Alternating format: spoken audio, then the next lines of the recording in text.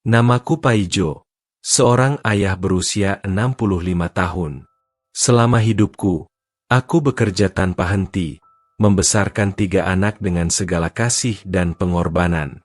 Kini, setelah istriku tiada dan anak-anakku dewasa, rumah yang dulu penuh tawa berubah sepi. Sepi yang begitu dalam hingga aku merasa seperti tamu di rumahku sendiri. Bagaimana rasanya menjadi seorang ayah yang mulai tersisih? Ketika anak-anak yang dulu memanggilmu dengan penuh cinta kini menatapmu dengan dingin? Bagaimana rasanya kehilangan tempat di hati mereka? Di rumah sendiri? Ini adalah kisah nyata tentang luka, pengorbanan, penyesalan, dan akhirnya, tentang harapan yang tak pernah padam. Selamat datang di cerita, Ayah yang Tersisa di Sudut Rumah, dan dengarkanlah perjalanan seorang ayah yang belajar memaafkan, meski hatinya pernah terkoyak. Rumah ini pernah bernyawa, pernah berdebar bersama langkah kecil anak-anakku, pernah bergemuruh oleh tawa istriku setiap kali aku pulang dengan wajah lelah penuh debu pabrik. Kini, setelah 65 tahun hidup dan puluhan tahun bekerja tanpa jeda, aku duduk di ruang tamu yang terasa lebih luas daripada kenyataan. Mungkin bukan karena ukurannya, melainkan karena kosongnya. Sejak istriku pergi, rumah seperti kehilangan atap kedua. Suara perempuan yang dulu menjadi penyangga hari-hariku. Ada hari-hari ketika aku masih mendengar seolah ia memanggil dari dapur, meminta tolong membukakan toples atau menurunkan panci. Tapi ketika aku menoleh, yang ada hanya kursi rotan tua dan bayangan tubuhku sendiri di tembok yang mulai kusam. Dinding rumah menyimpan gema masa lalu. Tetapi gema itu tak pernah kembali padaku.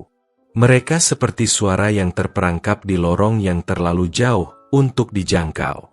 Kadang aku duduk diam berjam-jam, hanya mendengar jarum jam berjalan, seperti langkah kaki yang tak mau berhenti mengingatkan bahwa waktu tidak menunggu siapapun, bahkan ayah tua yang masih berharap pintunya diketuk. Anak-anakku dulu tinggal di bawah satu atap, menggantungkan mimpi pada pundakku.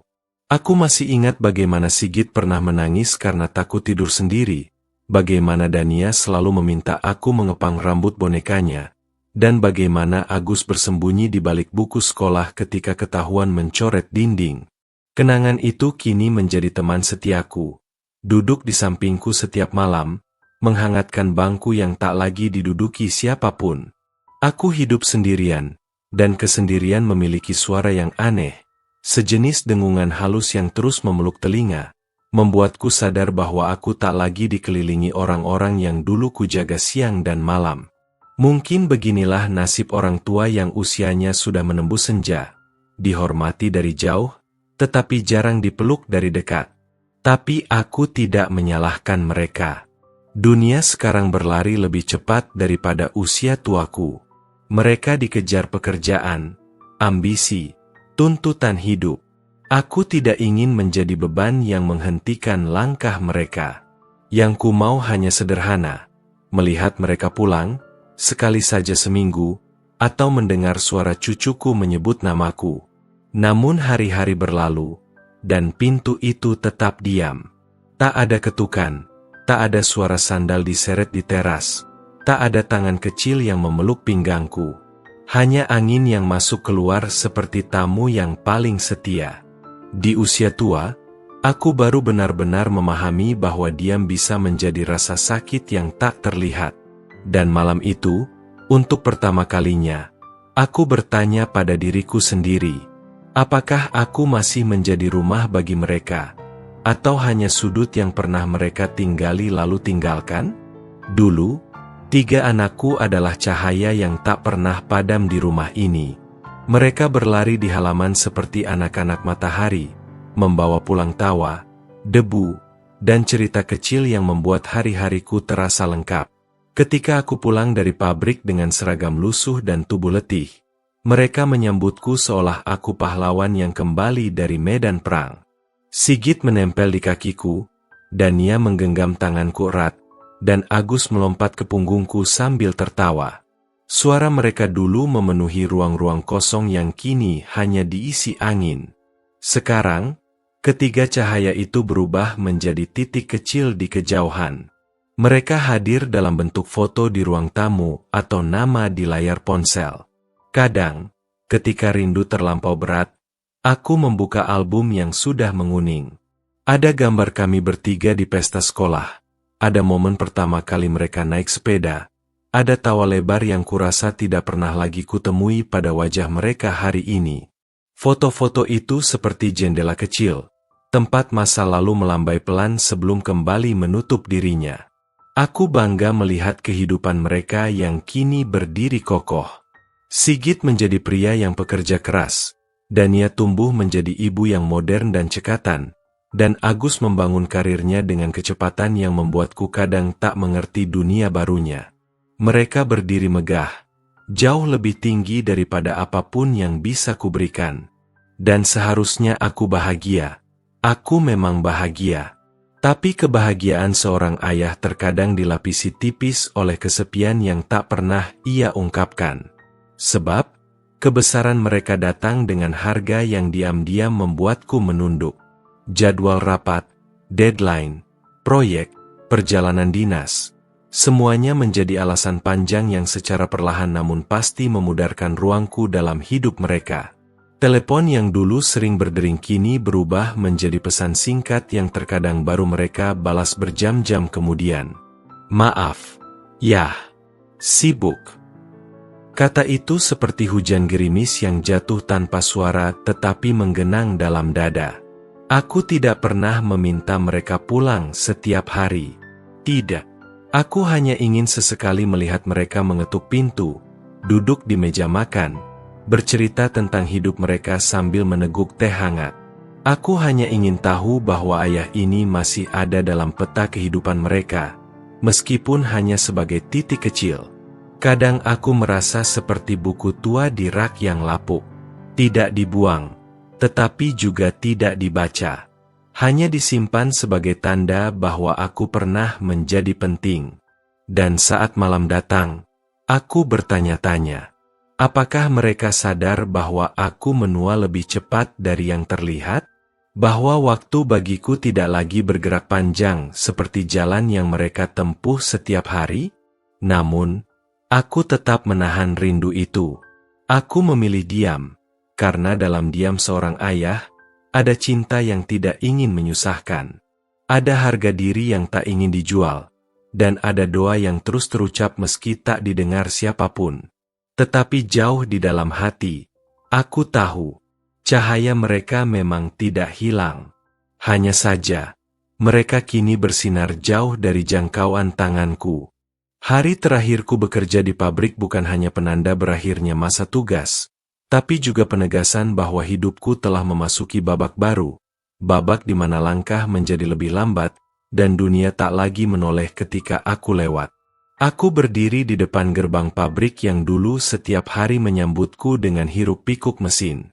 Kini, gerbang itu terasa seperti pintu masa lalu yang tertutup pelan, tanpa suara, namun meninggalkan gemuruh dalam dada.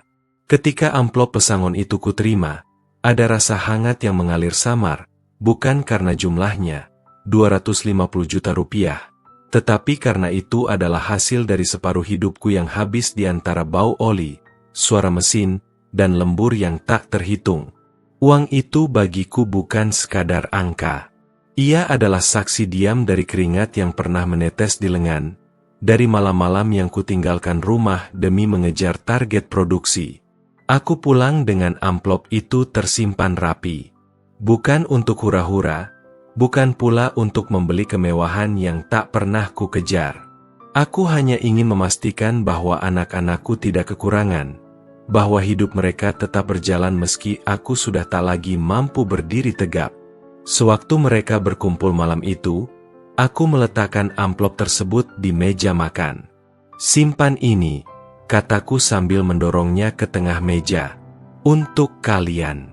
Untuk pendidikan cucu-cucu kalian nanti. Ayah tak butuh banyak. Mereka terdiam. Ada yang menatapku dengan ragu. Ada yang berkedip seolah tak yakin bahwa aku benar-benar menyerahkan seluruh jerih payah itu begitu saja. Tapi aku tersenyum. Aku tahu pertanyaan mereka sebelum mereka sempat menanyakannya.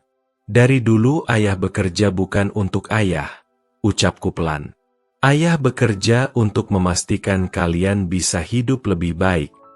Wajah mereka melembut, tetapi tak ada yang benar-benar memahami apa yang kurasakan. Bukan salah mereka. Anak-anak jarang mengerti berat yang pernah dipikul ayahnya, sampai mereka sendiri memikulnya. Dan aku tak berharap mereka mengerti. Cukup jika mereka merasa aman. Cukup jika uang itu membuat hidup mereka lebih ringan. Dalam hati kecilku, ada janji yang kubuat tanpa kata-kata. Aku tidak akan pernah meminta kembali uang itu. Dalam martabat seorang ayah, meminta adalah luka yang tak bisa disembuhkan oleh waktu. Ayah hanya memberi, dan ketika memberi, ia menyerahkan seluruh cintanya tanpa menunggu tanda terima. Malam itu, ketika mereka kembali ke rumah masing-masing, aku duduk sendirian di ruang tamu. Lampu-lampu kota berpendar dari balik jendela, seperti cahaya kecil yang berusaha hadir untuk menepis rasa kosong yang tiba-tiba menusuk. Uang telah berpindah tangan, namun yang terasa hilang bukan harta, melainkan sebagian dari diriku yang ikut pergi bersama amplop itu. Tetapi tidak ada penyesalan. Tidak sedikit pun. Jika menjadi ayah adalah tentang memberi, maka itulah yang kulakukan sepanjang hidup. Jika menjadi ayah adalah tentang menjadi tanah yang dipijak, maka biarlah aku tetap menjadi tanah meski rumput-rumput baru telah tumbuh dan melupakan akar yang menopang mereka. Aku hanya tidak tahu bahwa di kemudian hari, ketika aku mulai rapuh dan membutuhkan tempat bersandar, janji itu akan berubah menjadi beban yang kutanggung sendirian. Sebab aku telah menanam segalanya, dan lupa menyisakan sedikit untuk diriku sendiri. Pagi itu, rasa rindu menyelinap ke dadaku seperti embun yang menempel di ujung daun. Tipis, dingin, tapi tak bisa diabaikan. Ada hari-hari tertentu di mana kesepian menepuk bahu terlalu keras, seolah memaksaku untuk bangun dan melakukan sesuatu yang selama ini kutunda. Entah bagaimana, aku merasa harus bertemu anak-anak hari itu. Bukan untuk meminta apapun, bukan untuk mengeluh, hanya untuk melihat wajah mereka, memastikan bahwa hidup mereka baik-baik saja. Aku bangun lebih awal, menyapu halaman yang sudah dipenuhi daun kering, lalu mandi dengan air yang dinginnya menusuk kulit tua. Setelah merapikan rambut tipis yang mulai memutih seluruhnya, aku mengambil 2 buah jeruk, beberapa roti, dan sebuah selimut kecil hadiah dari almarhum istriku untuk cucu pertamaku. Sederhana, tapi itulah yang bisa kubawa. Hatiku berdebar seperti anak kecil yang hendak mengunjungi rumah teman baru. Ada harapan kecil yang tumbuh pelan. Mungkin hari ini mereka akan senang melihatku datang tanpa pemberitahuan. Mungkin mereka akan tersenyum, memelukku, dan berkata, "Ayah, kenapa tidak bilang dulu? Kami kangen." Dengan langkah lambat namun penuh tekad, aku keluar dari rumah. Jalanan menuju rumah anak-anakku terasa lebih panjang dari biasanya. Setiap langkah seolah membawa sebagian dari rindu yang selama ini kukubur dalam diam. Aku melewati pasar kecil, mendengar suara tawar-menawar, melihat ibu-ibu yang menggandeng anak mereka, pemandangan sederhana yang membuat dadaku terasa kosong dan penuh dalam waktu yang sama. Ketika aku tiba di rumah anakku, aku berdiri di depan pintu sambil merapikan kerah bajuku. Rumah itu besar, jauh lebih megah dari rumah tempat aku membesarkan mereka dulu. Dinding putihnya seakan memantulkan jarak yang tidak bisa dijangkau oleh tangan tua sepertiku. Aku mengetuk pintu pelan, lalu sedikit lebih keras ketika tidak ada jawaban. Suara tawa terdengar dari dalam. Ada tamu rupanya. Aku tersenyum kecil. Baguslah, itu berarti anakku sedang hidup dengan baik. Aku menyalakan kembali keberanian itu dan mengetuk pintu sekali lagi. Kali ini, pintu terbuka. Seorang perempuan, aku tidak mengenalnya, menatapku dari ujung kepala hingga kaki.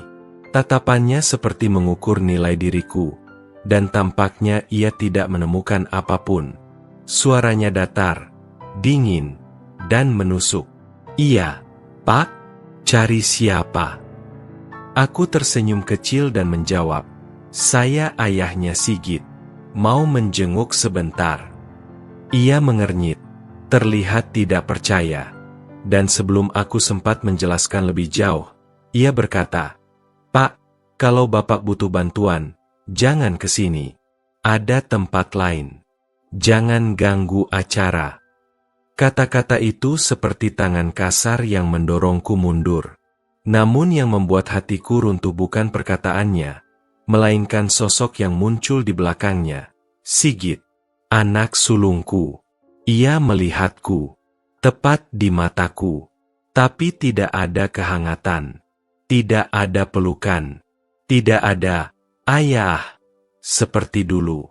Yang ada hanya tatapan canggung, seolah ia sedang melihat seseorang yang datang tidak pada tempatnya. "Ayah, sekarang lagi ada acara. Mungkin lain kali." "Ya, lain kali." Dua kata yang menampar lebih keras dari apapun seumur hidupku. Aku mengangguk pelan, memaksa bibirku untuk tersenyum agar tidak mempermalukan siapapun. "Baik, Nak. Ayah hanya mampir sebentar." Aku menurunkan pandanganku agar mereka tidak melihat kekecewaan yang tak sanggup kusembunyikan. Aku berbalik, berjalan menjauh dengan langkah yang tiba-tiba kehilangan keseimbangannya. Jeruk yang kubawa terasa berat. Selimut kecil itu seolah menjadi beban yang menghisap seluruh tenagaku. Rumah di belakangku menutup pintunya perlahan. Suara yang kurasa seperti paku terakhir yang menancap ke dalam hati. Aku tidak marah. Aku hanya runtuh dari dalam. Dan ketika angin sore mengusap pipiku, aku baru sadar, itu bukan angin. Itu air mata yang akhirnya tak bisa kutahan. Aku pulang dengan langkah yang tidak lagi kukenal. Langkah itu goyah, kehilangan iramanya. Seperti tubuh tua ini lupa cara berdiri tegak setelah ditolak oleh tangan yang dulu pernah menggenggamnya. Setiap meter perjalanan pulang membuat dadaku semakin berat. Seakan setiap sudut jalan menyimpan kenangan tentang masa ketika aku masih menjadi pusat dunia mereka. Ketika gerendel pintu rumahku kukunci dari dalam, aku duduk di kursi rotan yang sudah mengeluarkan bunyi renyah setiap kali kutopang tubuh. Ada diam yang terlalu tebal di sana. Sebuah diam yang tidak lagi menemani, tetapi menghakimi. Di meja kecil, jeruk yang kubawa masih utuh, sementara selimut kecil pemberian almarhum istriku terlipat rapi, tak pernah sampai digenggam cucu-cucuku. Aku menatap benda-benda itu, lalu menatap kedua tanganku yang gemetar. Beginikah bentuk rindu ketika tidak memiliki tempat untuk pulang? Malam itu aku tidak menyalakan lampu. Biarlah gelap mengambil alih ruang. Biarlah ia menutupi wajahku yang terasa lebih tua dari sebelumnya. Aku bersandar, menatap langit-langit yang selama ini menjadi saksi bisu doa-doaku. Doa yang selalu sama, agar anak-anakku bahagia, sehat, dan tidak kekurangan apapun. Ironisnya, doa itu perlahan-lahan mengikis diriku sendiri. Aku memejamkan mata, dan yang muncul justru suara masa lalu. Suara kecil mereka yang dulu berlari memanggilku. Aku nyaris bisa mendengar Dania bertanya kenapa aku begitu terlambat pulang. Bisa melihat Sigit memasang wajah cemberut ketika aku lupa membawa jajanan kesukaannya. Bisa merasakan tangan mungil Agus memeluk leherku erat-erat. Tapi kesemua itu kini hanya bayangan yang datang tanpa izin, lalu pergi tanpa permisi. Ketika ingatan menyusut, kesunyian mengambil alih. Dan di tengah kesunyian itu, ada pertanyaan yang menggores seperti paku. Sejak kapan aku menjadi tamu di kehidupan anak-anakku sendiri? Aku tidak tahu jawabannya. Mungkin sejak mereka mulai belajar mengepakkan sayap. Atau mungkin sejak istriku tiada dan rumah kami kehilangan gravitasi yang dulu menyatukan. Atau mungkin, karena aku terlalu sibuk menjadi ayah yang bekerja, sehingga tak sadar mereka tumbuh menjauh. Namun, apapun alasannya, Rasa sakit itu nyata. Rasa sakit yang tidak punya obat selain waktu, dan bahkan waktu pun terasa meragu untuk menyembuhkannya. Ketika malam semakin pekat, aku bangkit perlahan dan membuka jendela. Udara dingin masuk, memeluk bahuku yang rapuh. Dari jauh terlihat lampu-lampu rumah tetangga, hangat dan ramai. Aku membayangkan keluarga-keluarga itu berkumpul, makan bersama, saling menanyakan kabar hari ini. Aku menelan ludah yang terasa lebih pahit dari kopi tanpa gula. Di usia ini, orang bilang seharusnya aku tinggal menikmati masa tua. Tetapi apa artinya masa tua jika tidak ada yang menyapa namamu? Apa artinya hidup panjang jika tidak ada yang menunggu di meja makan? Aku tidak menyalahkan mereka sepenuhnya. Kedewasaan membawa beban. Dan mungkin aku terlalu diam untuk memberitahu bahwa aku mulai membutuhkan mereka. Ayah mana yang mau mengakui kelemahannya? Ayah mana yang mau meminta? Kalau meminta berarti kehilangan harga diri? Namun malam itu aku akhirnya menerima satu kebenaran pahit. Kadang, bukan anak-anak yang pergi dari ayahnya. Kadang, ayah yang terlalu lama berdiri di tempat yang sama hingga tak terlihat lagi dari jalan mereka. Aku menarik napas panjang, menutup jendela perlahan. Esok hari mungkin sama sunyinya. Tapi aku harus tetap menghadapinya, karena itulah tugas seorang ayah. Tetap bertahan, meski tidak ada yang kembali memeluk. Dan begitu lampu kamarku matikan, aku berbisik pada kegelapan. Besok, semoga hatiku lebih kuat dari hari ini. Malam itu turun perlahan seperti selimut yang tak ingin benar-benar menutup tubuh letihku. Di beranda rumah, aku duduk sendiri. Angin membawa aroma tanah basah dari kebun belakang, membangkitkan kenangan tentang hari-hari ketika anak-anakku masih berlarian sambil memanggilku dengan suara riang. Kini, hanya gema samar yang tertinggal. Seolah rumah ini masih menyimpan bayangan kecil mereka. Aku menatap telepon genggam yang tergeletak di atas meja kayu. Layarnya gelap, tetapi di dalamnya tersimpan harapan kecil. Mungkin salah satu dari mereka akan menelepon, menanyakan kabar, atau sekadar bertanya apakah aku sudah makan malam. Namun cahaya kecil itu tetap mati, seperti pintu komunikasi yang tak lagi ingin diketuk. Di dalam dada, ada ruang kosong yang tak bisa kujelaskan. Seperti rumah besar yang seluruh lampunya dipadamkan, menyisakan hanya satu titik cahaya kecil yang berjuang agar tidak padam.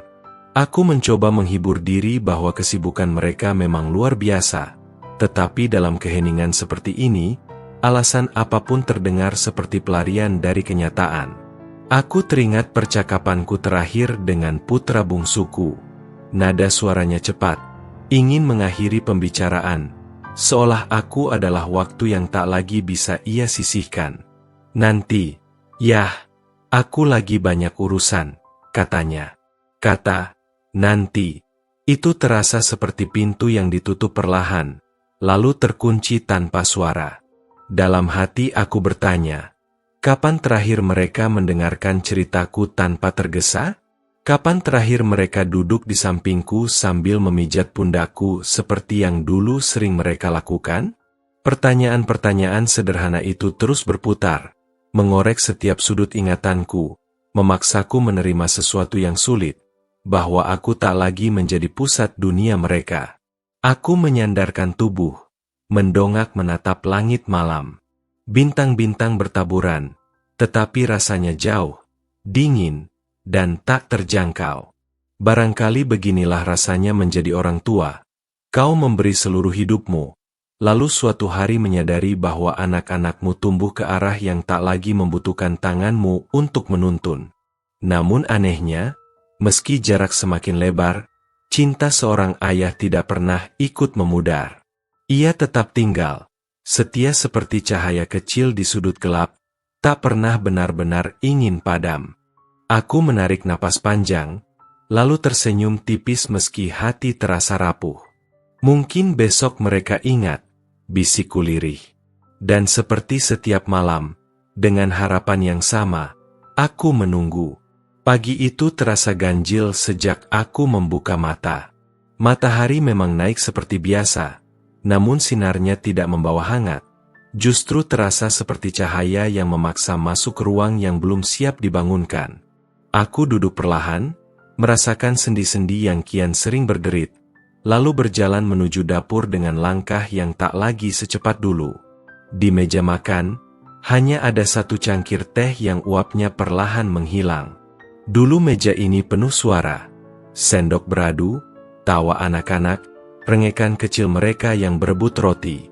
Kini meja yang sama berdiri kaku, seakan memandangku dan bertanya mengapa aku masih mempertahankan rutinitas yang tak lagi ada penontonnya.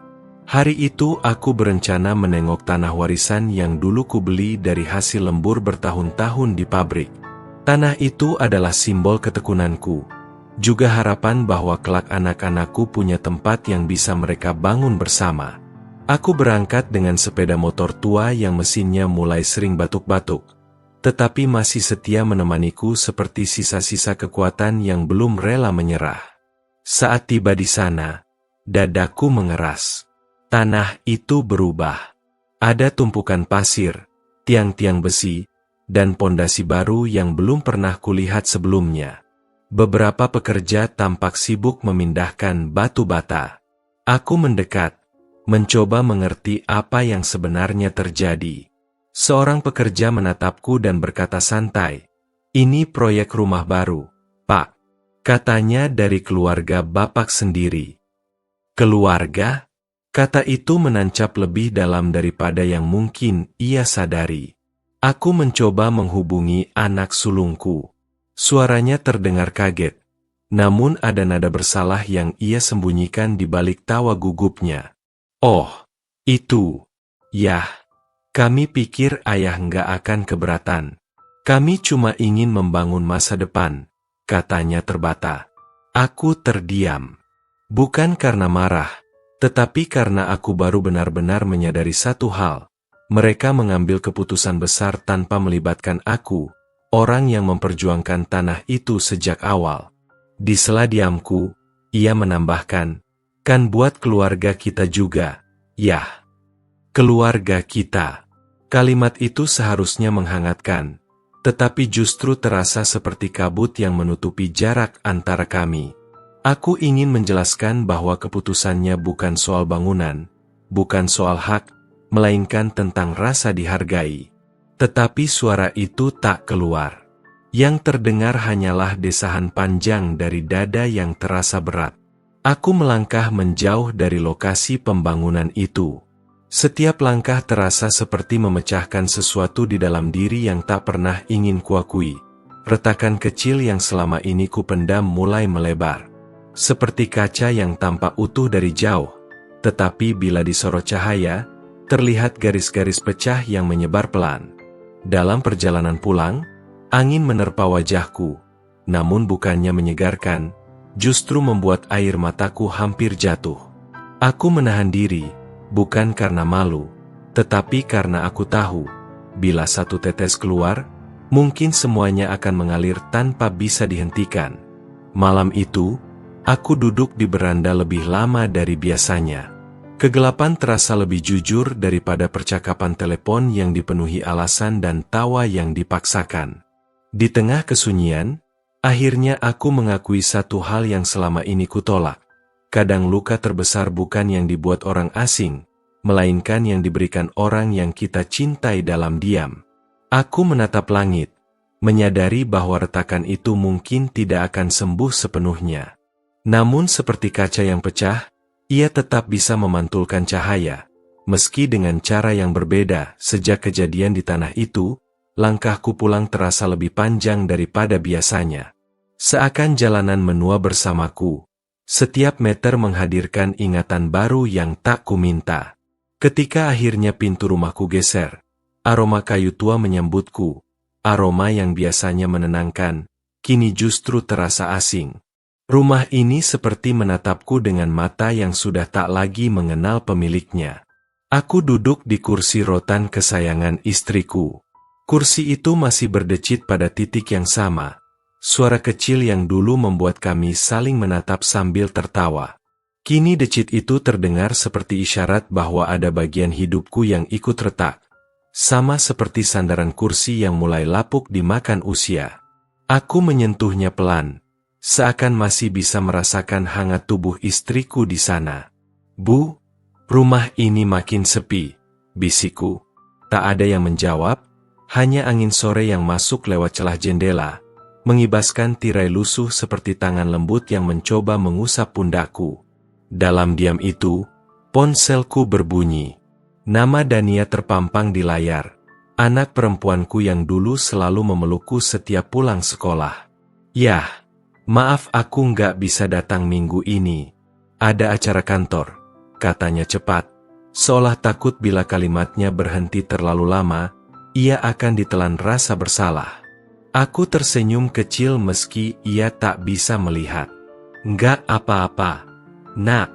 Ayah cuma kangen." Ia terdiam sepersekian detik. Diam yang menyakitkan.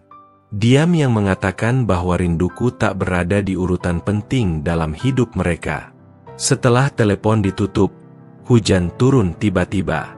Rintiknya awalnya lembut, lalu berubah menjadi deras, menghantam atap seng rumahku dengan suara yang memantulkan ketidakpedulian dunia. Aku berdiri di dekat jendela, memandangi halaman yang mulai tergenang.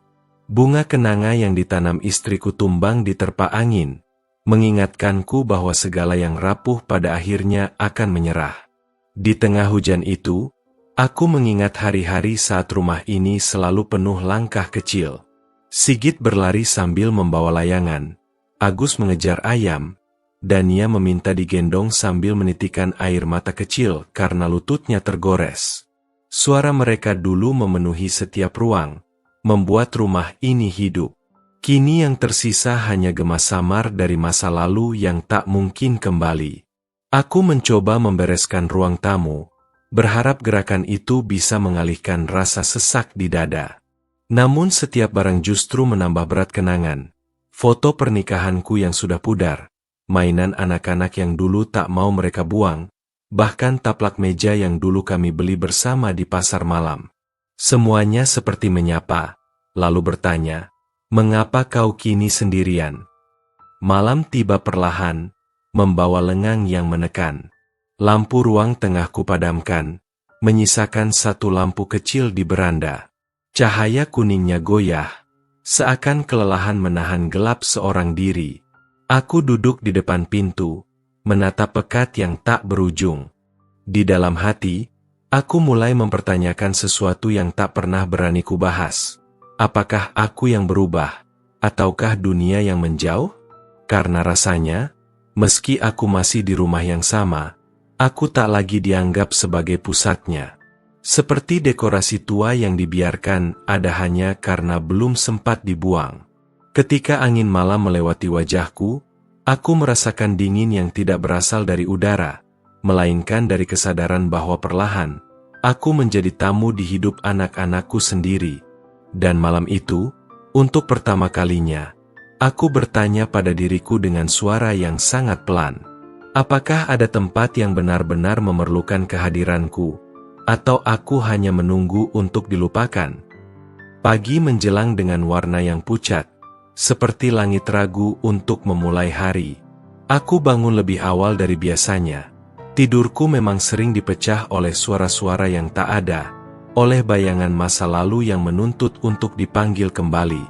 Setelah menjerang air panas, aku duduk di teras sambil menatap embun yang menggantung di daun-daun kenanga. Embun itu tampak seperti air mata yang tertahan, tak jatuh, tapi jelas terasa berat.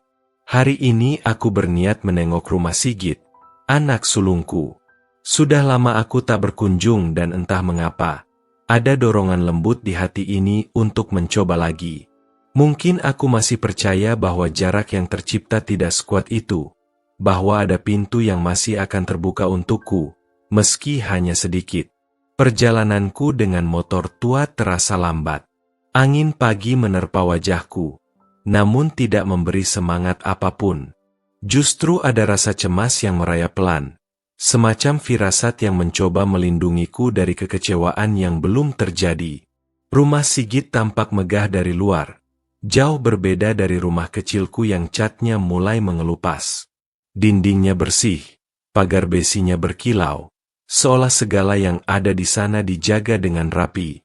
Aku mengetuk pelan, lalu menunggu. Suasana terasa asing, seperti mengetuk pintu rumah orang yang tidak mengenalku. Pintu terbuka. Bukan Sigit, tetapi istrinya. "Oh, Pak," ucapnya dengan senyum tipis yang lebih mirip sopan santun daripada kehangatan. "Ada perlu, Pak. Ada perlu." Dua kata sederhana yang menusuk lebih daripada hujan batu. "Ayah cuma mau nengok kalian, dan cucu," jawabku perlahan. Ia tampak ragu sejenak sebelum mempersilakan masuk. Nafasnya ditahan, gerak tubuhnya kaku, seakan kedatanganku membawa debu yang hendak mengotori ruang tamunya yang mengkilap.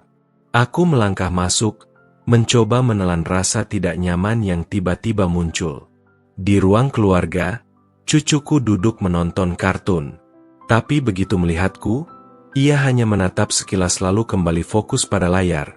Seolah aku hanyalah sosok asing yang lewat di latar belakang hidupnya. Padahal dulu, ketika ia masih bayi, akulah yang sering menenangkannya saat menangis. Aku ingat bagaimana tangannya menggenggam jari telunjukku dengan erat. Kini genggaman itu hilang seperti mimpi yang terlalu cepat pudar. Tak lama kemudian, Sigit muncul dari tangga. "Yah, tumben," katanya datar, tanpa pelukan, tanpa senyuman tulus seperti dulu. "Ayah kangen," kataku. Ia hanya mengangguk, seperti menerima pesan dari kurir, bukan ucapan rindu dari seorang ayah.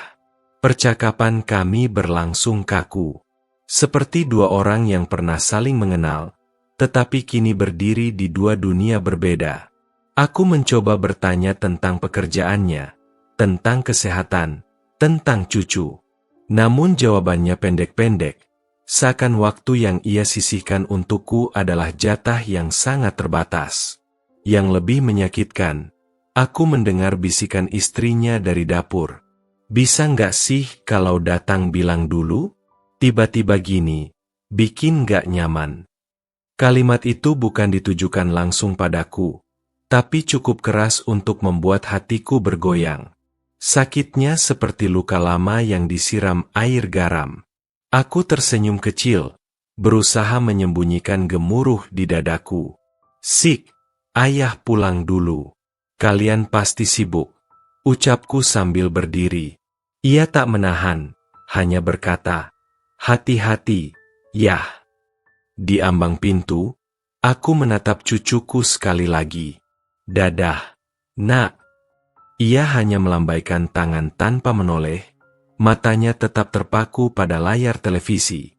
Saat pintu tertutup di belakangku, aku merasakan sesuatu yang sulit dijelaskan, seperti ada sehelai kain tipis yang robek di dalam dada. Tidak keras, tidak berisik, tetapi jelas terasa. Dalam perjalanan pulang, motor tuaku bergetar seperti ikut merasakan guncanganku. Angin siang menerpa wajahku, tapi bukan angin hangat. Rasanya seperti seseorang menepuk pipiku berkali-kali, mengingatkanku bahwa harapan kadang menjadi beban paling berat. Ketika sampai di rumah, aku memandang dinding-dinding yang kusam. Untuk pertama kalinya, aku benar-benar sadar. Aku bukan lagi pusat keluarga ini. Aku hanya tamu yang muncul tanpa dijadwalkan. Tamu yang sopan ditampung sebentar, lalu dilepas tanpa penyesalan. Dan malam itu, saat menutup mata, aku berdoa agar besok aku masih punya alasan untuk terus mencoba. Meski dunia di sekitarku perlahan berhenti membuka pintu sejak kunjungan ke rumah Sigit, hari-hariku terasa seperti kain yang warnanya memudar perlahan, tidak hilang seketika, tapi pelan-pelan kehilangan cerahnya. Aku mulai jarang keluar rumah. Bukan karena tubuhku lemah, tetapi karena hati ini terasa seperti pintu tua yang engselnya berkarat, bisa dibuka, namun selalu menyisakan nyeri setiap kali digerakkan. Pagi itu, Aku duduk lama di tepi ranjang sambil memandangi foto istriku. Wajahnya tersenyum lembut, seolah mengingatkanku bahwa aku pernah dicintai tanpa syarat. Aku menyentuh bingkai fotonya, merasakan dinginnya. Dingin yang mengingatkanku bahwa sudah lama tak ada tangan yang menggenggam tanganku dengan hangat. Kadang aku bertanya pelan, "Bu, apa aku sudah benar mendidik mereka?" Tak ada jawaban, hanya keheningan rumah yang semakin lama semakin fasih menirukan suara kehilangan. Aku mencoba menyibukkan diri di halaman rumah, membersihkan rumput dan merapikan pot-pot yang ditinggalkan istriku dulu. Tanaman-tanaman itu seperti wajah kecil yang selalu menyapaku tanpa menuntut apapun. Mereka tumbuh dalam keterbatasan, namun tetap memberi warna. Mungkin itu sebabnya aku tahan berlama-lama bersama mereka. Menjelang siang, aku mendengar suara motor berhenti di depan rumah. Harapanku melompat kecil, sebuah reaksi yang memalukan bagi seorang ayah yang seharusnya sudah mengerti batas rindunya. Aku berdiri cepat, menepuk celanaku agar terlihat rapi, meski tidak ada yang peduli. Ternyata tetangga yang datang, bukan anakku. "Pak Paijo, kiriman obat sudah datang," katanya sambil menyerahkan paket. Aku mengangguk. Senyuman kecilnya membuat dadaku sedikit hangat, lebih hangat daripada sapaan dingin anak-anakku akhir-akhir ini. Setelah ia pergi, aku masuk kembali dan membuka obat untuk lututku yang sering nyeri. Usia memang tak lagi bisa diajak berkompromi. Aku menelan pil itu sambil menatap kalender di dinding. Ada tanggal yang melingkar merah, hari ulang tahunku minggu depan. Aku tak yakin anak-anakku ingat. Siang berubah menjadi sore. Cahaya matahari yang masuk dari celah jendela menampar lantai, menciptakan pola yang dulu sering Dania kejar sambil tertawa. Aku mencoba mengusir bayangan kenangan itu, tetapi semakin diusir, semakin kuat ia menempel. Aku memutuskan untuk memasak sesuatu, sayur lodeh kesukaan mendiang istriku. Setiap adukan terasa seperti percakapan yang tak pernah selesai. Aroma santan dan rempah mengisi dapur, membawaku kembali ke masa ketika rumah ini penuh suara panci dan tawa kecil yang berebut perhatian. Saat makan, aku menaruh 2 piring di meja tanpa sadar. Satu untukku, satu lagi seolah untuk seseorang yang tak mungkin kembali. Aku menatap piring kosong itu lama, lalu menariknya kembali ke rak. Rasanya bodoh. Tapi kadang kesepian membuat hal-hal paling sederhana menjadi ritual penyembuh luka. Malam mulai turun. Aku duduk di teras, ditemani suara jangkrik dan angin yang mengusap daun-daun kenanga. Dari kejauhan, terdengar suara anak kecil tertawa. Bukan cucuku. Anak tetangga itu memanggil ayahnya, dan ayahnya menjawab dengan lembut. Suara itu menusukku lebih dalam daripada penolakan yang pernah kudengar. Bukan karena iri, tapi karena aku merindukan masa ketika suara anak-anakku punya warna yang sama. Aku menutup mata, mengingat bagaimana dulu mereka berlomba pulang hanya untuk memelukku. Kini mereka berlomba sibuk agar tidak sempat mengingatku. Di tengah kesunyian itu, akhirnya aku menyadari sesuatu. Yang menyakitkan bukan karena mereka jauh, tapi karena aku masih terus menunggu. Menunggu sapaan yang mungkin tak akan datang. Menunggu langkah kecil yang dulu memenuhi rumah ini. Menunggu hari ketika namaku dipanggil bukan karena kewajiban, melainkan karena rindu. Dan malam itu, sambil menatap bulan yang menggantung lesu di langit, aku bertanya pada diriku sendiri, pertanyaan yang selama ini enggan kuakui. Berapa lama lagi aku harus menunggu agar mereka kembali melihatku bukan sebagai beban, tetapi sebagai ayah yang pernah menjadi rumah bagi mereka. Pagi itu langit terasa berat, seolah menyimpan hujan yang enggan turun. Aku bangun lebih lambat dari biasanya. Tubuhku terasa seperti perahu tua yang terombang-ambing tanpa dermaga. Ketika berdiri, lututku bergetar, bukan hanya karena usia, tapi karena ada sesuatu yang terasa goyah di dalam hati. Aku duduk di meja makan sambil memandangi kursi-kursi kosong. Dulu, kursi itu tak pernah sempat didiamkan. Sigit yang duduk sambil mengetuk-ngetuk meja, Dania yang selalu merengek meminta roti bakar, Agus yang suka menyembunyikan sendok hanya untuk membuat kami tertawa jengkel. Kini semua itu tinggal serakan bayangan yang mampir sebentar, lalu pergi seperti tamu yang hanya singgah karena sopan. Aku menyalakan radio tua peninggalan istriku. Suaranya serak, berderak, namun masih setia memainkan lagu-lagu lama. Lagu-lagu itu mengalir ke dalam ruangan, memantul pelan di dinding seperti memanggil kembali suara-suara yang hilang. Aku menutup mata dan membiarkan melodi itu membawaku pada adegan-adegan masa lalu. Namun kenangan, seperti gelombang, datang dan pergi tanpa bisa dikendalikan. Semakin aku mencoba menahan, semakin kuat ia menghantam. Hingga tiba-tiba napasku terasa pendek, bukan karena sedih, tapi karena dada ini seperti dikunci. Aku mengambil jaket tipis dan memutuskan untuk berjalan keliling kampung. Barangkali udara luar bisa membuka kembali ruang yang sesak ini. Di jalan, beberapa tetangga menyapaku dengan ramah. "Pak Paijo sehat, toh?" Aku tersenyum kecil. "Alhamdulillah, sehat, Bu." Jawabanku mungkin terlalu cepat, terlalu mudah. Padahal tubuh ini sudah lama memberi tanda bahwa ada yang tidak lagi seimbang. Tapi orang tua sepertiku lebih senang memendam daripada mengeluh. Aku berjalan melewati warung langganan. Pemiliknya, Pak Darmo, menawari kopi.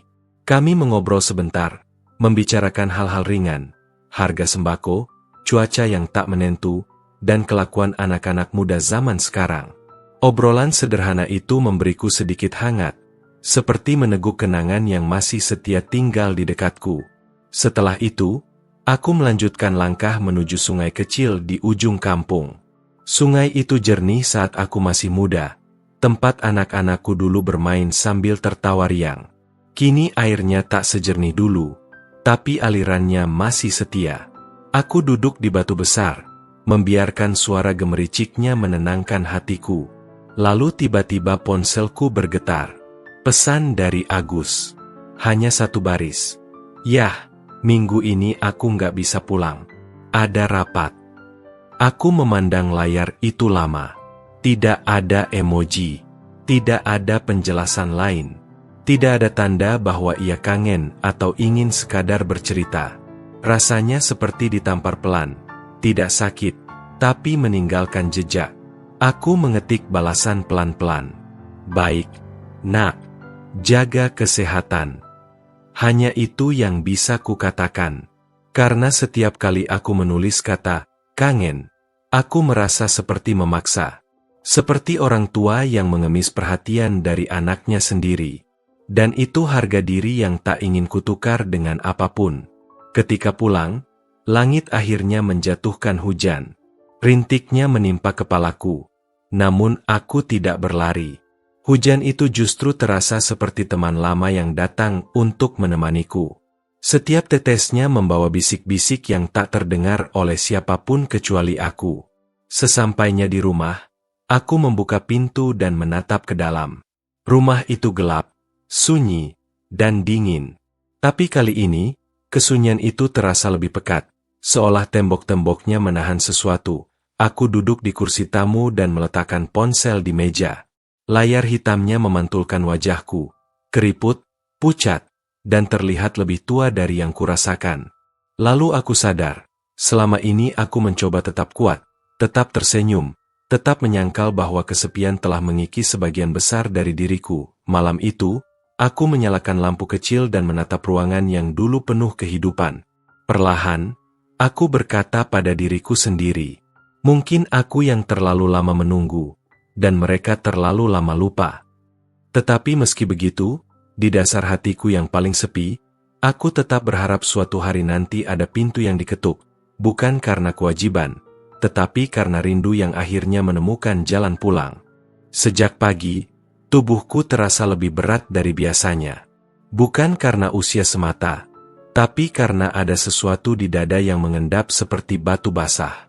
Nafasku pendek, dan setiap langkah seperti menuntut upaya yang lebih besar. Namun aku tetap memaksakan diri bangun, merapikan tempat tidur, dan membuka jendela agar cahaya masuk meski sekadar mengusap lantai. Angin pagi membawa aroma tanah basah. Aku duduk di kursi rotan, menarik napas pelan sambil menatap halaman. Ada suara-suara dari kejauhan, anak kecil berlari, ibu-ibu bergosip, suara motor tetangga yang hendak pergi bekerja. Semua terdengar jelas, tetapi tidak satu pun terasa mengarah padaku. Seolah dunia bergerak tanpa menyisakan ruang untukku. Aku melirik foto keluarga yang tergantung di dinding. Wajah kami tersenyum penuh harapan. Sigit dengan seragam SMA-nya, Dania yang baru lulus kuliah, Agus yang paling kecil dengan rambut acak tak pernah rapi. Aku berdiri di tengah mereka, tangan memeluk bahu Dania. Di foto itu, aku tampak kuat, tampak dibutuhkan. Kini yang tersisa hanya bayangan dari seorang ayah yang perlahan dilupakan. Aku memutuskan untuk kembali menyusun barang-barang lama yang tersimpan di lemari kayu di ruang tengah. Lemari itu adalah saksi segalanya. Tempat istriku menaruh surat-surat penting, album foto, dan benda-benda kecil yang hanya bermakna bagi kami. Ketika kubuka lemari itu, aroma kayu tua bercampur debu menyeruak, membawa kenangan masa muda. Di dalamnya, aku menemukan sebuah kotak kecil berbahan kain. Di dalamnya terdapat sepucuk surat yang kutulis bertahun-tahun lalu untuk istriku pada ulang tahunnya. Tulisan tanganku masih jelas, tapi tintanya mulai memudar. Saat membacanya, tenggorokanku tercekat. Bu, selama aku hidup, aku ingin menjadi tempatmu pulang.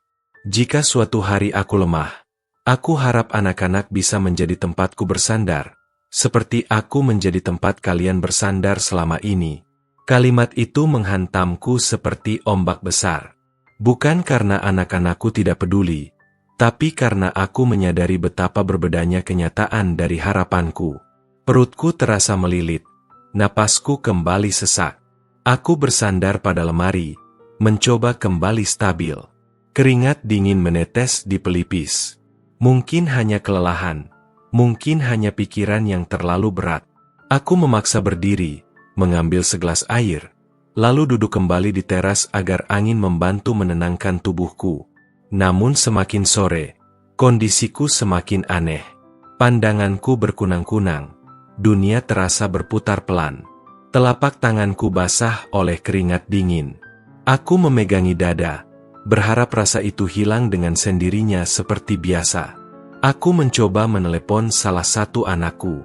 Jemari gemetar menekan layar. Sigit. Nada sambung terdengar lama, lalu masuk ke pesan suara. Aku berusaha tersenyum. Mungkin sedang rapat, pikirku, mencoba menenangkan diri. Ku coba Dania. Nada sambung sebentar, lalu telepon ditolak. Mungkin sibuk. Mungkin sedang mengurus pekerjaannya. Ku coba Agus. Kali ini ponselnya mati. Mungkin baterainya habis. Mungkin. Aku menurunkan ponsel, memandanginya lama. Entah mengapa, rasa sesak itu berubah menjadi rasa hampa yang menyebar ke seluruh tubuh. Seperti ada ruang besar di dalam diriku yang kosong dan sulit diisi kembali. Aku memejamkan mata, mencoba mendengarkan suara alam untuk menenangkan hati. Tapi yang kudengar hanya detak jantungku sendiri, pelan dan tidak stabil. Tak ada yang tahu kondisiku hari itu.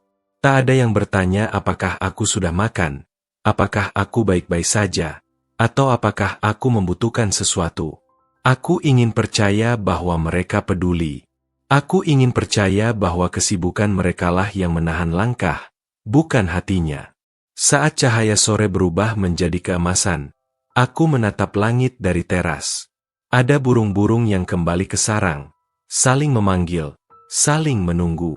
Aku tersenyum pahit. Bahkan burung pun tahu kemana mereka harus pulang. Sementara aku tidak yakin lagi apakah ada seseorang yang menunggu kepulanganku, atau sekadar menunggu kabar dariku. Dan pada hari itu, untuk pertama kalinya aku menyadari bahwa rasa sakit bukan hanya berasal dari tubuh yang menua, tetapi dari hidup yang perlahan berhenti mendengarkan kehadiranku. Sejak dini hari, angin terasa lebih berat dari biasanya, seolah membawa bisikan yang enggan diungkapkan. Aku duduk di teras, memandangi halaman yang semakin jarang disentuh langkah anak-anakku. Rumput yang tumbuh liar mengingatkanku pada hubungan kami yang mulai tidak terurus.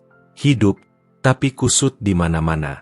Di usia tuaku, aku semakin peka pada tanda-tanda kecil, seperti bagaimana sebuah keheningan bisa lebih lantang daripada pertengkaran.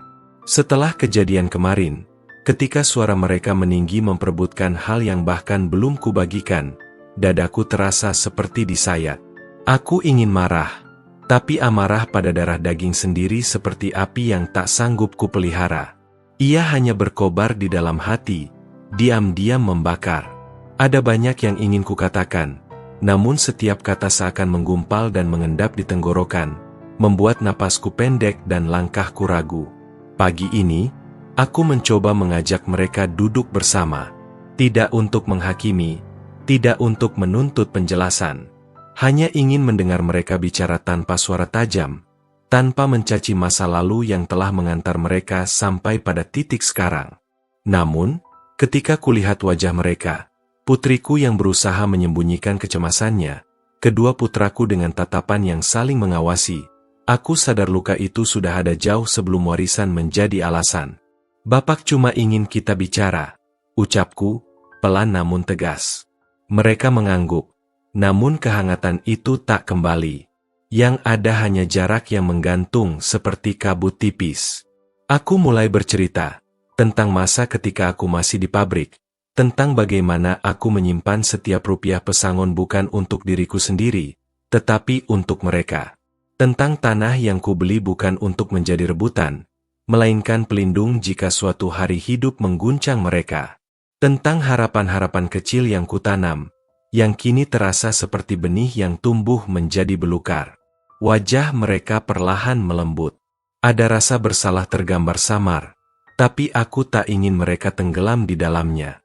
Aku hanya ingin mereka mengerti bahwa hidup ini terlalu singkat untuk dihabiskan saling mencurigai. Ketika aku berhenti bicara, ruangan kembali sunyi. Namun kali ini berbeda. Sunyi yang tidak lagi menekan, melainkan memberi ruang. Putriku akhirnya mendekat, menyentuh bahuku sambil berkata lirih, "Maafkan kami, Pak." Aku menutup mata sejenak. Tidak ada kata lain yang kubutuhkan selain itu. Dan di tengah rumah yang pernah penuh gaduh, aku merasakan sedikit hangat kembali mengalir. Bukan sepenuhnya pulih, tetapi setidaknya luka itu tidak lagi sembunyi. Sebab luka yang diakui adalah langkah pertama menuju penyembuhan, meski jalannya masih panjang, dan aku hanya seorang ayah tua yang berharap semoga anak-anaknya menemukan hati yang saling merawat. Malam turun pelan, seakan enggan menyentuh rumah yang sejak siang terasa hampa oleh percakapan yang tertahan. Setelah pertemuan tadi pagi, ada sedikit kehangatan yang kembali muncul, tetapi hangat itu seperti nyala lilin yang rapuh, dapat padam bila disentuh angin sedikit saja. Aku duduk di kamar, menatap langit-langit yang mulai dipenuhi bayangan masa lalu. Usia membuat tidurku tidak lagi dalam, suara kecil saja bisa membuatku terjaga. Dan malam ini, bukan suara yang membuatku sulit memejamkan mata, melainkan pikiran-pikiran yang tidak mau diam. Ada rasa lega, tetapi juga takut. Takut semua yang tadi mulai membaik kembali runtuh oleh satu kata yang salah, atau satu kesalahpahaman yang tidak sengaja. Seorang ayah memang tidak pernah benar-benar beristirahat. Bahkan ketika rambut telah memutih dan langkah telah melambat, hati tetap bekerja tanpa lelah. Aku tak lagi kuat mengangkat karung di pabrik, tak lagi lincah menegur bawahan seperti dulu, tetapi mengangkat beban kekhawatiran tentang anak-anak. Itu, rupanya, tidak mengenal masa pensiun. Di luar kamar, ku dengar langkah pelan, seperti seseorang yang ragu mendekat.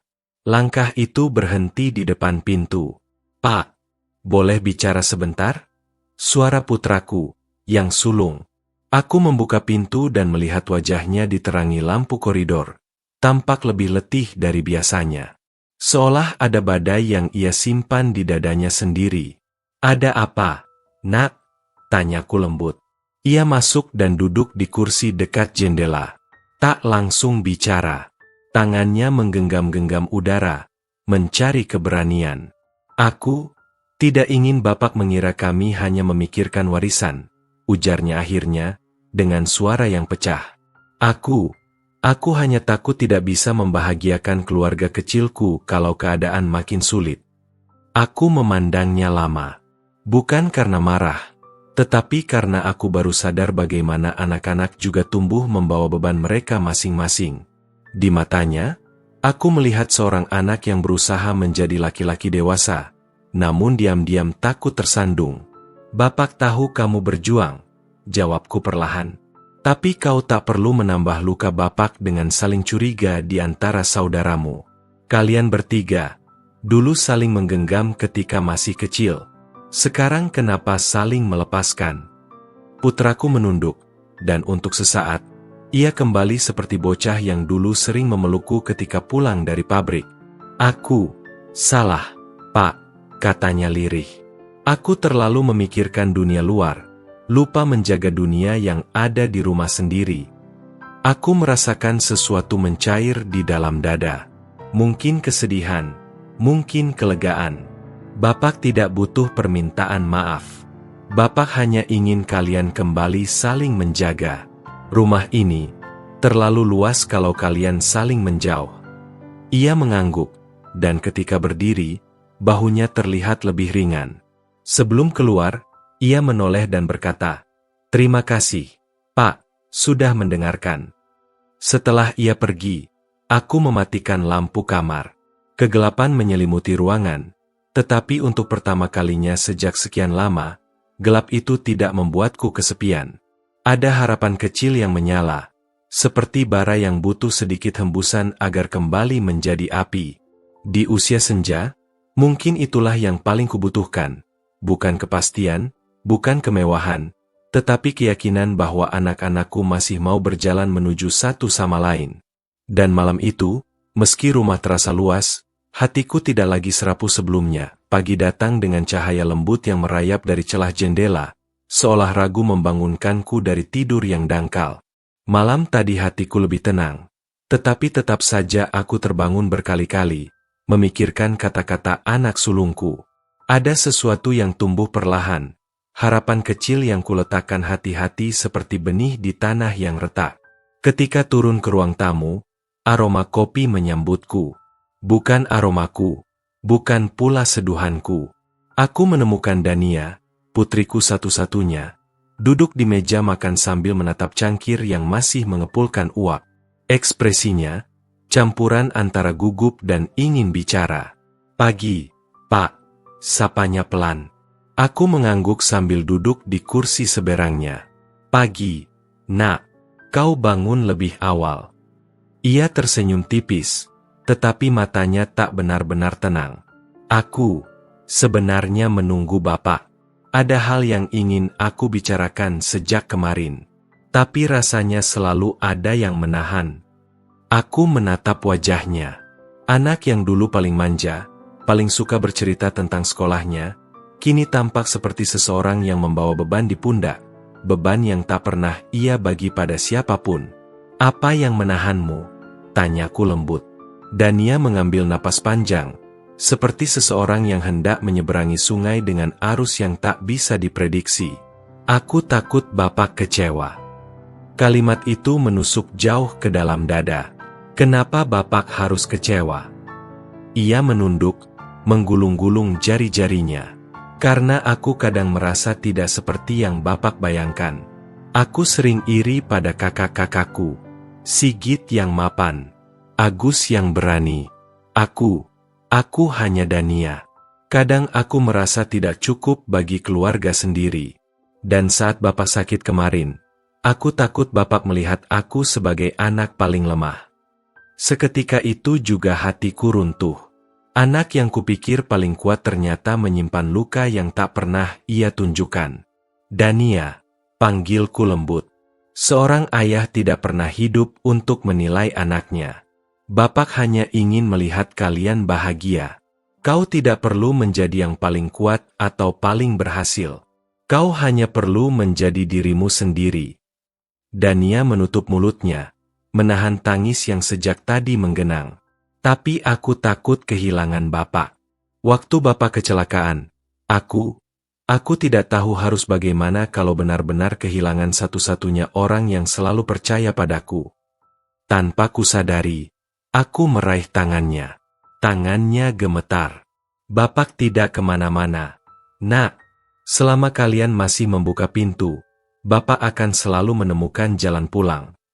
Air matanya akhirnya jatuh, tetapi kali ini bukan sedih yang dominan, melainkan lega yang telah lama menunggu pintu terbuka. Kakak-kakakmu juga berjuang dengan caranya sendiri, lanjutku. Kesedihan kita semua berasal dari ketakutan. Tapi ketakutan tidak boleh membelah keluarga. Kita harus belajar saling mencari, meski langkah kita terseok. Dania mengangguk. Aku akan bicara dengan mereka. Mungkin selama ini aku juga ikut membuat jarak. Pagi itu, kami menghabiskan waktu tanpa banyak kata. Kadang justru diam yang paling menyembuhkan. Dan di antara hembusan angin yang masuk dari jendela, aku merasakan sesuatu berubah. Perlahan. Seperti pintu lama yang berderit setelah terlalu lama tertutup, hubungan kami mulai menemukan jalannya kembali. Dania berdiri lebih tegak ketika ia pergi ke kamar. Seakan beban di bahunya telah terangkat sedikit. Aku memejamkan mata sejenak. Setelah bertahun-tahun mengumpulkan kesunyian, akhirnya aku melihat satu demi satu anakku datang, bukan untuk meminta, melainkan untuk kembali mengenali rumahnya sendiri. Dan untuk seorang ayah di usia senja, itu lebih dari cukup untuk kembali bertahan. Siang itu, matahari berdiri tegak di atas kepala, tetapi sinarnya tak mampu menembus hawa dingin yang merayap di dalam rumah. Ada sesuatu yang berubah sejak Dania membuka pintu hatinya pagi tadi. Udara terasa lebih lembut, namun juga membawa ketegangan yang samar, seperti angin sebelum hujan pertama turun. Aku duduk di kursi kayu tua dekat jendela, mendengarkan suara kehidupan yang mulai bergerak perlahan. Rumah ini kembali bernafas, meski pelan-pelan. Dan untuk orang seusiaku, perubahan sekecil apapun terasa besar. Aku menatap halaman yang dulu ramai oleh tawa anak-anak. Kini hanya ada angin yang mengusir debu dan kenangan. Lalu terdengar langkah kaki, tergesa namun ragu. Pintu kamar Agus terbuka setengah, lalu tertutup lagi. Terlihat bayangan tubuhnya di balik celah itu. "Gus," panggilku. Pintu berhenti bergerak. Beberapa detik berlalu sebelum ia membuka pintu sepenuhnya. Wajahnya tampak letih. Matanya merah seolah semalaman tidak tidur. Anak bungsuku ini selalu menyembunyikan luka di balik sikap santai dan tawanya yang khas. Tapi hari ini, ia tak menutupi apapun. "Pak, bisa ngomong?" Suaranya pelan, hampir patah. Aku mengangguk, mengajak dia duduk di kursi seberang. Agus menarik napas panjang, namun tak segera bicara. Jari-jarinya mengetuk paha, tanda pikirannya kacau. Aku dengar Kak Sigit ngobrol sama Bapak tadi malam, dan Dania pagi ini, ujarnya lirih. Kayaknya tinggal aku yang belum jujur. Aku mencondongkan tubuh sedikit. "Jujurlah, Nak, Bapak tidak pergi kemana-mana." Agus tersenyum hambar, senyum yang lebih mirip luka daripada kegembiraan. "Pak, hidupku sebenarnya nggak sebaik yang kalian kira. Aku nggak sekuat yang Kak Sigit bilang, dan nggak sesukses yang Dania kira." Ia menelan ludah, matanya bergetar. "Usaha yang aku bangun, hampir bangkrut, Pak." Kata-kata itu jatuh seperti batu ke dadaku. "Gimana bisa?" tanyaku perlahan, takut menyakiti. Aku terlalu percaya sama partner. Uang yang kupinjam, hilang. Aku takut cerita sama kakak-kakak. Mereka pasti bilang aku ceroboh. Dan aku malu. Pak, malu banget. Suaranya pecah. Aku tahu Bapak nggak minta apa-apa dari kami. Tapi aku selalu ingin bikin Bapak bangga. Sekarang malah begini. Aku menghela napas, meraih bahu anakku. Bahu itu bergetar halus, seperti seseorang yang sudah terlalu lama memikul beban sendirian. "Gus," kataku lembut, kebanggaan seorang ayah bukan datang dari keberhasilan anaknya, tapi dari keberanian mereka untuk kembali berdiri saat jatuh. Ia menutup wajahnya dengan kedua tangan. Air mata tumpah diam-diam, bukan tangis keras, melainkan tangis orang yang sudah lama kelelahan. Aku takut, Pak, takut jadi beban. Kau bukan beban, jawabku mantap. Anak itu bukan barang yang dihitung untung rugi. Kalian bertiga adalah bagian dari napas Bapak. Dan kalau satu jatuh, Bapak yang paling dulu ingin menolong. Agus terisak pelan, lalu mengangguk. Terima kasih, Pak. Aku cuma butuh didengarkan. Kami duduk lama dalam diam. Diam yang tidak asing, tidak menyakitkan. Diam yang seperti selimut bagi hati yang terluka. Sore turun perlahan. Cahaya jingga masuk melalui jendela, menyinari wajah Agus yang mulai tenang. Di luar, terdengar suara kecil, dan ia memanggil Sigit di dapur. Suara yang dulu jarang terdengar dalam satu rumah. Untuk pertama kalinya dalam bertahun-tahun, aku merasa anak-anakku, ketiganya, sedang berjalan menuju titik yang sama. Bukan untuk membicarakan warisan, bukan untuk saling membandingkan diri, tetapi untuk saling memahami. Dan hatiku, yang dulu tinggal separuh, kembali terisi sedikit demi sedikit. Barangkali inilah yang disebut Tuhan sebagai hadiah bagi seorang ayah yang terlalu lama menunggu di sudut rumah. Sebuah kesempatan kedua, bukan untuk hidup lebih lama, tetapi untuk merasakan cinta keluarga yang utuh. Sore mulai meredup, menyisakan cahaya keemasan yang merayap masuk melalui jendela ruang tamu. Suasana rumah terasa berbeda, lebih hidup, lebih hangat, namun tetap menyimpan riak-riak kecil yang belum sepenuhnya mereda. Aku duduk di kursi tua kesayanganku, mendengar gemerisik panci dari dapur. Ketiga anakku akhirnya berada di bawah satu atap, sesuatu yang sudah lama tak terjadi. Namun, di tengah kehangatan itu, aku bisa merasakan hal lain, sesuatu berdenyut pelan di balik percakapan mereka. Luka-luka lama yang belum dihadapkan, seperti pintu retak yang terus mengeluarkan angin dingin. Sigit muncul duluan, membawa 3 gelas teh hangat. Pak, minum dulu, katanya sambil meletakkan gelas di meja. Tak lama, Dania menyusul, membawa piring berisi pisang goreng yang ia buat sendiri, meski bentuknya tak beraturan. Jangan ketawa ya, Pak, udah lama banget nggak goreng apapun, ujarnya malu-malu. Agus datang terakhir, menghela napas panjang sebelum duduk. Ia tampak lebih tenang setelah percakapan siang tadi, tetapi matanya tetap menyimpan semburat gelisah. Kami duduk membentuk lingkaran kecil. Untuk orang luar, mungkin ini terlihat sederhana. Tapi untukku, ini seperti mimpi yang takut ku sentuh. Takut pecah bila ku peluk terlalu erat. Pak, Sigit memulai, suaranya pelan. Boleh kita bicara soal yang selama ini jadi jarak? Aku menatap wajahnya. Wajah anak sulung yang dulu selalu ingin menjadi panutan, tapi justru menjadi yang paling keras menahan perasaannya. Sampaikan saja, jawabku lirih. Sigit mengambil napas panjang. Aku minta maaf atas kejadian waktu itu. Waktu Bapak datang ke rumahku, terus orang-orang ngira Bapak pengemis. Dania menunduk, sementara Agus mengusap wajahnya. Aku terlalu sibuk jaga citra di depan tamu. Aku takut mereka tahu latar belakangku. Takut dianggap nggak selevel. Suaranya bergetar. Dan karena itu, aku justru ngelupain orang yang paling berjasa buat hidupku. Kata-kata itu menusukku. Bukan karena marah, tapi karena aku tak pernah menyangka begitu besar tekanan yang ia simpan. Dania ikut bersuara. Aku juga salah. Pak, aku ikut-ikutan sibuk sama dunia luar. Aku nggak nemenin Bapak setelah Ibu pergi. Rumah Bapak jadi terlalu sepi, dan aku biarin. Agus, yang biasanya paling banyak bicara, hanya menatap lantai. Lalu ia berkata pelan, aku juga sama, Pak. Semua sibuk ngejar sesuatu di luar, sampai lupa rumah sendiri.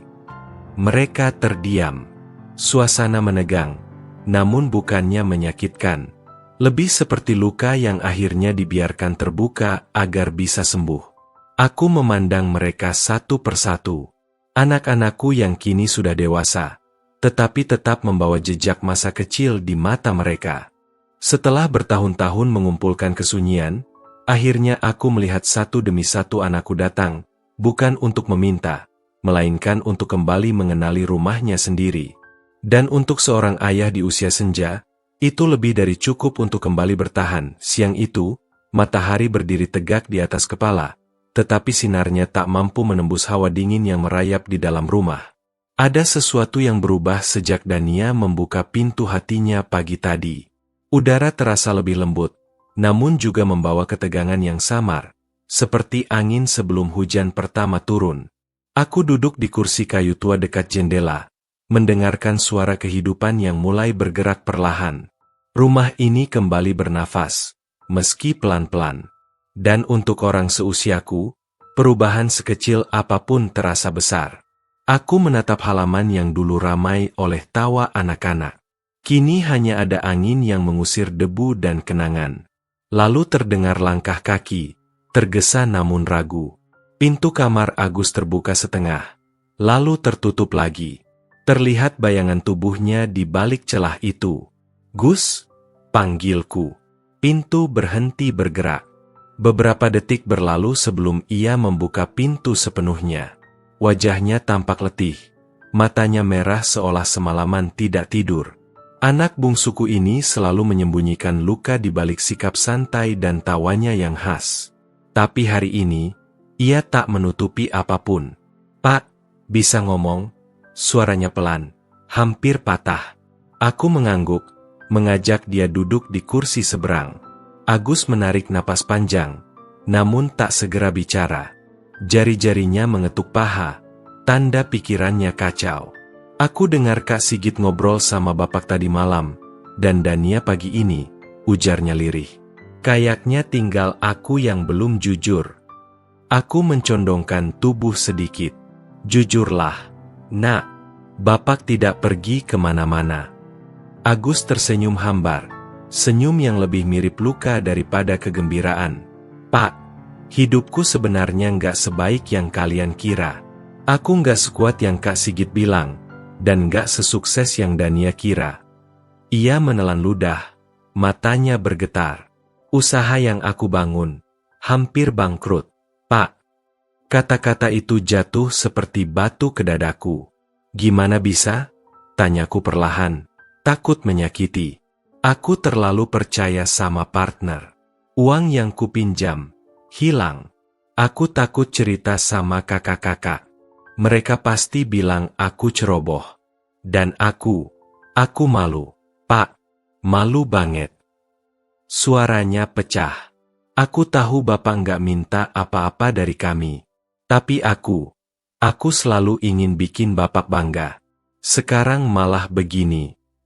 Aku menghela napas, meraih bahu anakku.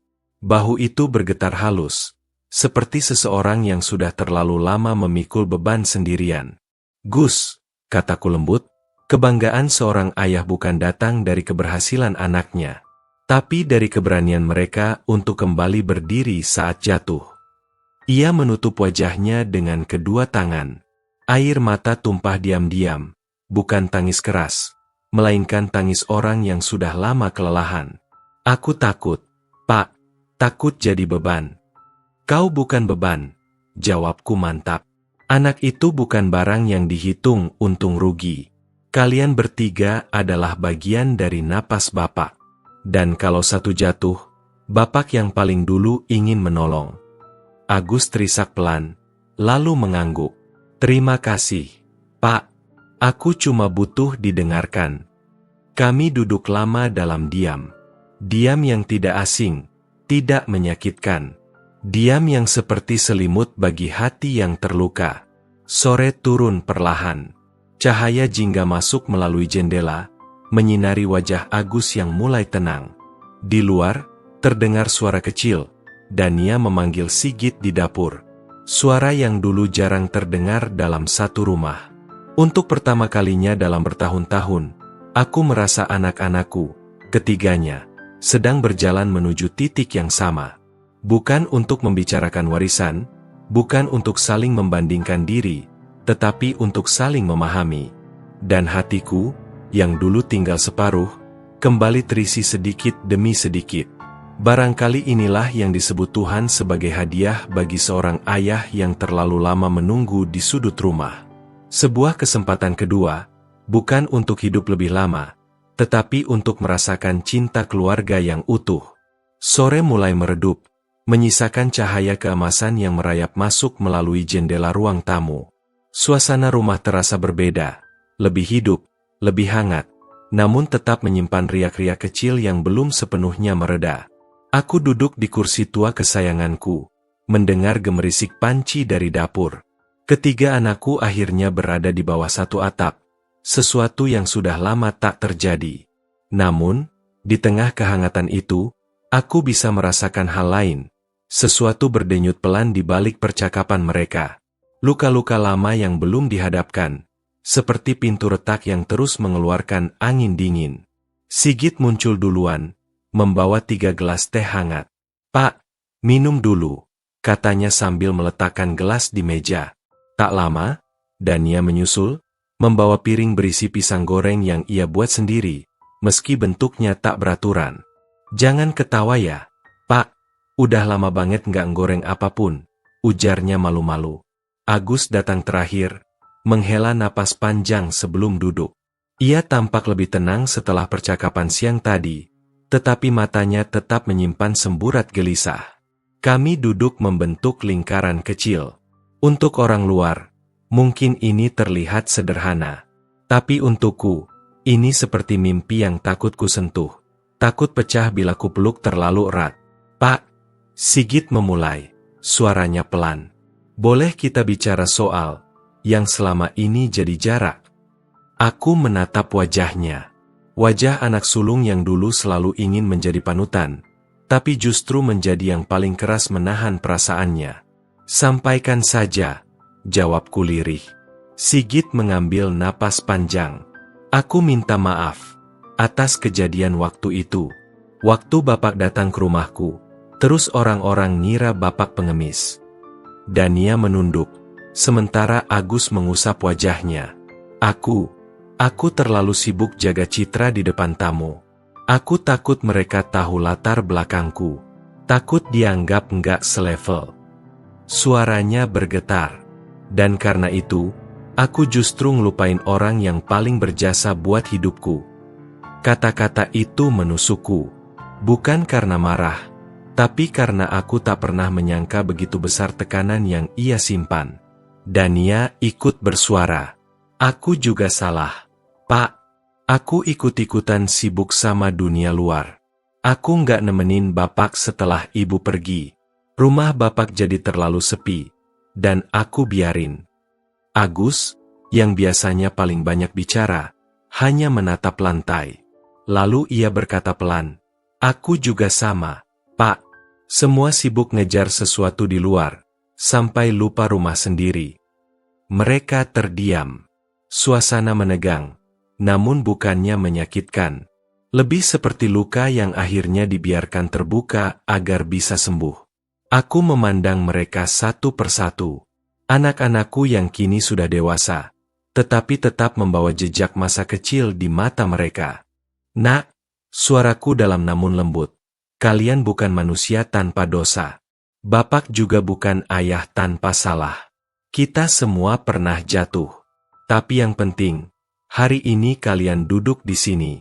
Mengakui kesalahan itu bukan tanda kalian gagal, tapi tanda kalian kembali." Sigit menutup matanya, seolah menahan sesuatu yang berat. "Aku cuma takut Bapak enggak mau maafin," ujarnya pelan. "Aku takut Bapak enggak mau nerima kami lagi."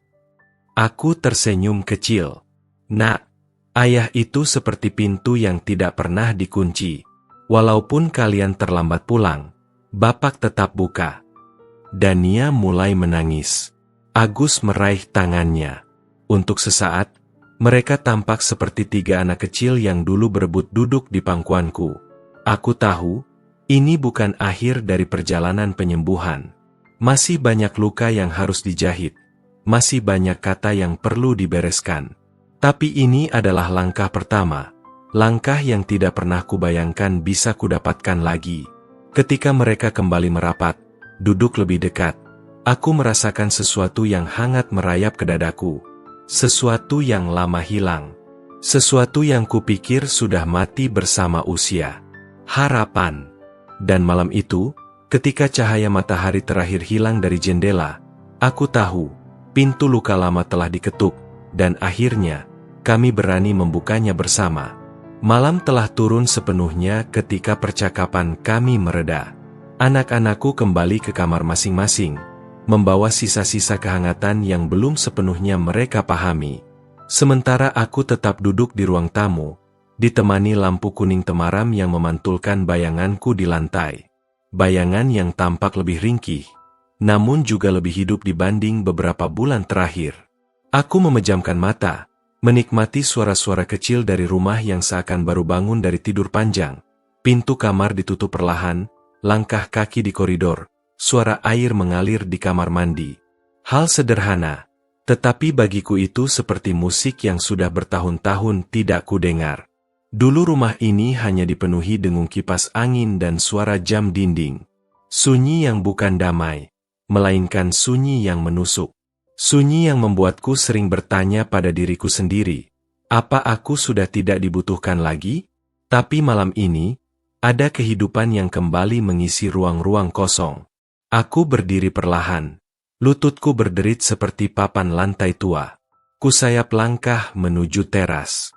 Udara malam terasa sejuk, dan bintang-bintang bertaburan seakan ingin menyaksikan apa yang terjadi di rumah kecil ini. Aku duduk di bangku kayu, menatap langit yang seperti kain hitam ditaburi cahaya. Tiba-tiba pintu belakang berderit. Agus keluar, membawa jaket. "Pak belum tidur?" tanyanya. Aku tersenyum. "Angin malam enak. Kenapa kamu juga belum tidur?" Agus duduk di sebelahku. Kepalaku masih penuh. "Pak, banyak yang kepikiran." "Usahamu?" tanyaku pelan. Ia mengangguk. "Aku takut nggak bisa bangkit. Takut orang-orang ngomongin. Takut dibilang gagal." Aku menepuk bahunya. "Orang yang menertawakan kegagalanmu bukan orang yang akan membantumu bangkit, Gus. Pikiran mereka bukan urusanmu." Ia terdiam, memandang tanah. "Aku cuma malu sama bapak." "Kenapa harus malu?"